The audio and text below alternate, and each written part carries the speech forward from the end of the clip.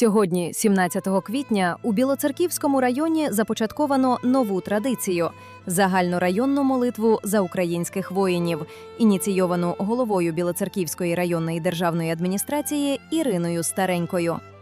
Таращанська міська територіальна громада долучилася до спільної молитви та єднання.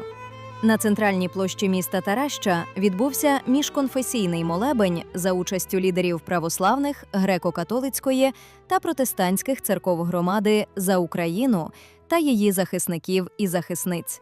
Під час молебню звучали молитви за наших воїнів, які щоденно стоять на захисті України, за тих, хто перебуває в полоні або вважається зниклим безвісти, за родини, які чекають і вірять, за всіх, хто тримає свій фронт у тилу.